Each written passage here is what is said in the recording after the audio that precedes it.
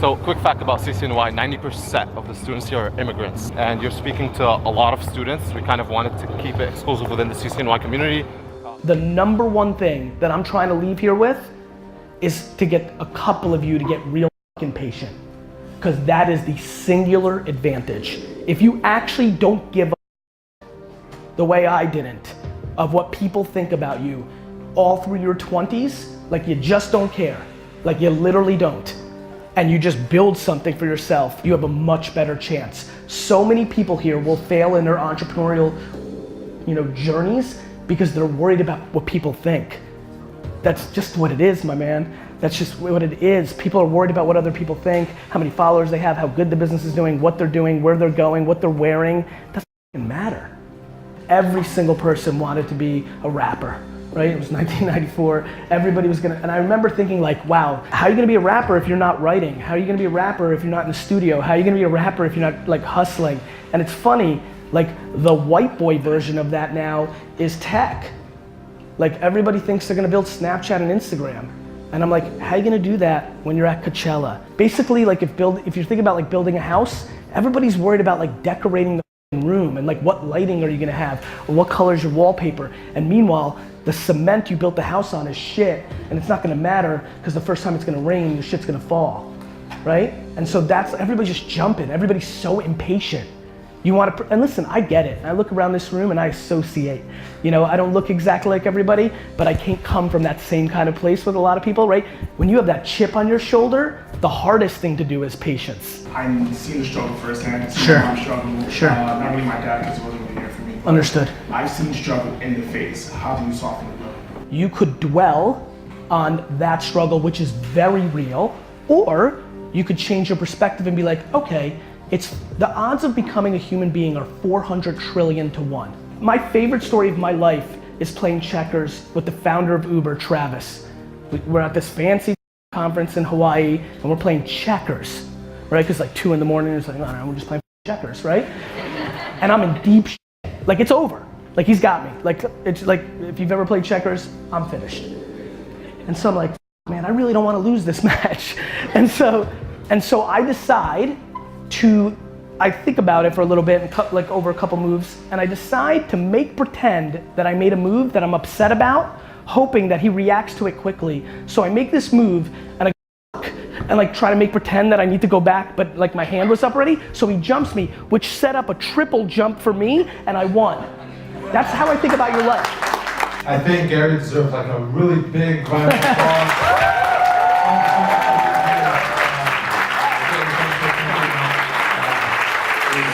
Family work they whole lives. I've seen them struggle and survive. That's why I learned the meaning of sacrifice. To love someone so much that you put your dreams on the shelf. To provide a life for them that you never had for yourself. I recall all them nights in D1. Arguments over low funds. Roaches inside the dresser, but never settle for less of these rappers. Speak of progression as though they've actually seen it. This is ridiculous. Look at this. This is this one muscle will knock you out. Do you rock this one? Just this one back here. Right. How you doing? I'm good. I'm Good, man. I'm glad you're here. Likewise. Thanks for even having us. My pleasure. Hey everybody, this is Gary Vaynerchuk, and this is episode 252 of the Ask Gary V show. I think you gotta make your actions back up your ambition, right? Like my process is very simple, which is I've talked the big game. I have a lot of wants and dreams, and my schedule today needs to map my big mouth, right? Like that's it. And so, one thing that shocks people when they get closer, remember when Tyler first filmed, when Justin first filmed, Iris, when you get to film, the biggest thing you're gonna know is like, wait a minute, it's every second. It's actually every second. Like it's, I think time is the asset. And so the one thing I would tell you is as you're prospecting, as you're trying to get sales, you've also got to deliver on your work. If you've got an agency, like selling's just the beginning. Like everybody's so focused on selling. A lot of people starting these small social media agencies just to get clients. They forget that after you get the clients, you gotta fucking deliver. Keeping business is what actually builds big businesses, not getting new business. So I guess maybe the question today is who are you? And who are you willing to be? I love that. I appreciate it. Okay, thank you. You guys keep watching. You keep asking questions. We'll keep answering them. Hello. Why don't we go around, why don't you tell me who you are, where you're from, and just 1 or 2 sentences of what you do, and then we'll go back around and maybe do a little Q&A and shoot the shit a little bit. First and foremost, thank you so much for being a part of this. This is something that has been really exciting for us. One thing I hear a lot from Vayner employees, we're at 700 plus people, is like, well, it's different, or it's not like it was, or this, that, or we used to, and I'm like, yeah, I don't know, like, just okay. Of course, I'm still me. I'm still me at 41. I'm just different than I was at 32 and at 26. You know, it's the intent and the heart and the passion that has to be the same, but how it manifests looks different. The big thing is, so I would tell you the number one thing, bro, is that you and your brother have to have a lot of communication. Yeah. Like, do you feel aligned with him? Oh yeah, it's great. Probably my best friend. He's my best man at my wedding. Great, so let's start there.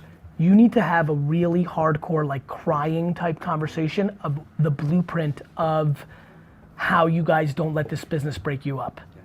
And here's how I would attack it. You guys need to have a conversation around talent. You need to agree, which could get real ugly, so stick with me here, on who's more talented right now. I promise you, you'll be able to keep everything the way you want if you and your brother are aligned. Yeah. Everything stems from the top. And then it just comes down to how much you guys care about it, and you care about it obviously, and like, but you can't be crippled. Everybody here is judging themselves. We're just doing the best we can.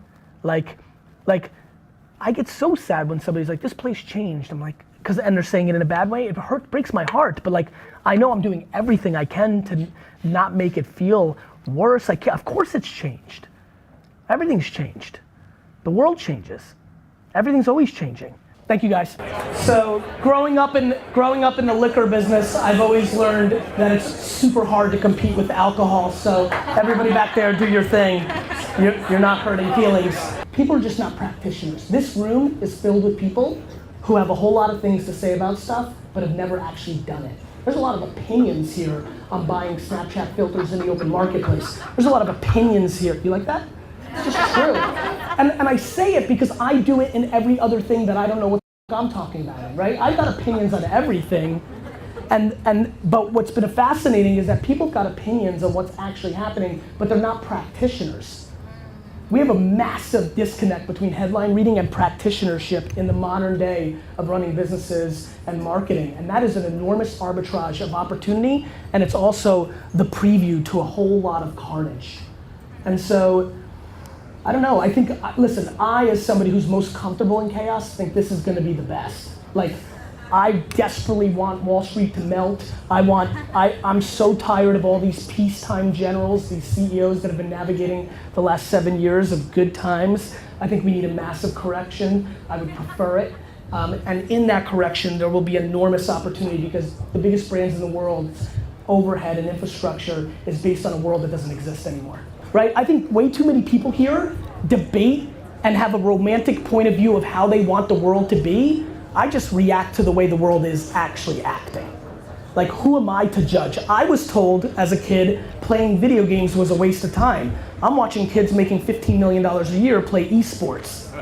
Shit changes, right? And so I think that, I'm not sure, but what I will say is this. The only great arbitrage to the internet itself that is even out there is VR. But as I was talking to somebody earlier, I believe that consumer VR is quite far away. Like, to me, I react to reality. Nobody here knows somebody that's spending 3 hours a day on VR. Everybody here is spending 7 hours a day on their phone. Why do you hate Fridays so much? Because I hate people that live their lives for the weekend. I'm blown away by people celebrating the end of the week. Like, the weekend is your escape from your reality. It breaks my heart. My friends like live for Friday night. Like, they know they get the week, like Monday morning's the worst. To live your life where you love Friday night, Saturday and Sunday, and despise Monday through Thursday or Friday morning is devastating to me because you're wasting too much of your life. Like 50% of your entire life is predicated on what you do at work. Like, it's just a huge percentage of one's life. And I'm trying to put pressure on the conversation to say, if you love Friday that much, then you need to really look at Monday through Thursday and see if you can do something about it. Sunday night, I'm like chomping. I'm like a fighter before a fight, like in the dressing room. Like, I can't, like, I try to go to sleep early on Sunday because I can't wait for Monday because I get to put my jersey on. This is not your grandpappy's life. Yeah. We have the internet. You can make shit happen. You can build businesses or side hustles, take less money, and like live a little more humbly. to set up your next 50 years. So many of you are so hungry for short-term gains, like maximizing the job that paid you $3,000 more, but it's not as fun, but you want that $3,000. For what? For what? For a new iPhone? For what? You get to live life one time. I'm talking about if you genuinely dislike what you do so much that you beg for Friday. Listen, I lived 12 years of this, and definitely at least 9. I just don't understand why people relegate into losing mentality and just thinking they can't. You can't because you want to be on the bowling team or softball or play video games. That's why you can't. There's plenty of time. Get shit done. The thought that that is so many people's work lives, which will be the disproportionate percentage of how they live their lives, breaks my heart. If I can get one person to be like, fuck, he's right. Like, what the hell am I doing here? Please do not waste the next 5, 10, 15, 20, 30 years of your life and allocate 30, 40, 50, 60% of your time to something that you cheer to end each and every week. If you genuinely celebrate Friday, you need to rethink your entire